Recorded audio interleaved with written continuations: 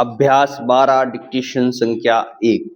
पुनर्वास मंत्री ने चेतावनी दी है कि यदि बांग्लादेश से शरणार्थियों का होना नहीं रोका गया तो भारत रक्षात्मक उपाय अपनाने के लिए सोचना था।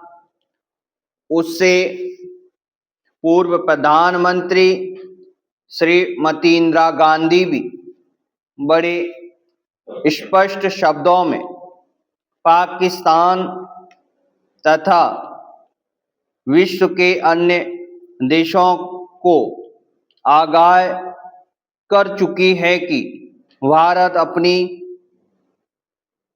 सुख और राष्ट्रीय हितों को दृष्टि में रखकर शरणार्थी प्रवाह के विरुद्ध कठोर कदम उठाने को बाध्य हो सकता है।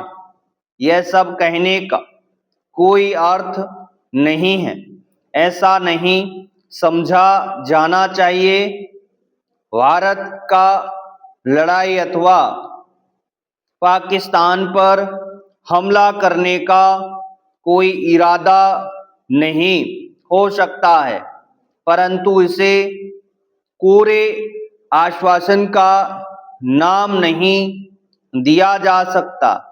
आखिर भारत के लिए यह कैसे संभव है कि वह उन सब लोगों को अपने यहाँ स्थान दे और देता जाए जो पाकिस्तानी सेना के आतंक पर अत्याचार से डरकर यहाँ शरण लेने आ रहे हैं।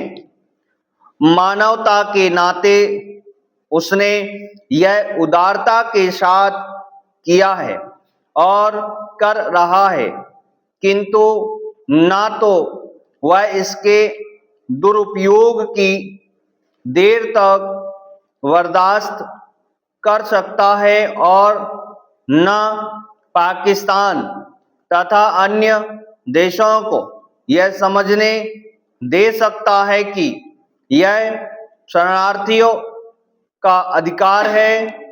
इसीलिए उसने उन चेतावनियों के माध्यम से पाकिस्तान तथा अन्य देशों पर यह दबाव डाला है कि किसी भी सूरत में बांग्लादेश में स्थिति को सामान्य बनाया जाए और शरणार्थियों की वापसी के साथ उनके अगले प्रवाह को रोका जाए।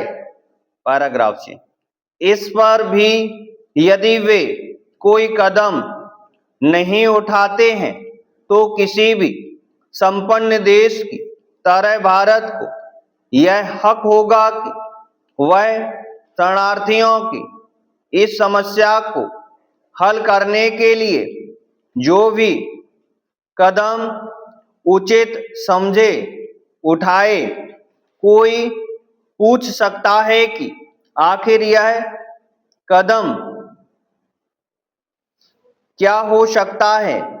इस विषय में निश्चित रूप से कुछ कहना कठिन है, किंतु यदि वह इन शरणार्थियों को वापस भेजने और उनके प्रवाह को रोकने के लिए बांग्लादेश के एक भाग को पाकिस्तानी कब्जे से मुक्त कराने की कोशिश करता है तो इसे अंतर्राष्ट्रीय कानूनों की दृष्टि से कुछ भी नाम दिया जाए पर नैतिक दृष्टि से वह अनुचित नहीं कहा जा सकेगा। आखिर तो जो लोग पाकिस्तान से भाग कर आ रहे हैं वे पाकिस्तानी ही हैं, इसलिए उन्हें यदि उनके ही प्रदेश में बसाने के लिए कुछ किया जाता है तो वह आक्रमण नहीं कहा जा सकता। Full stop.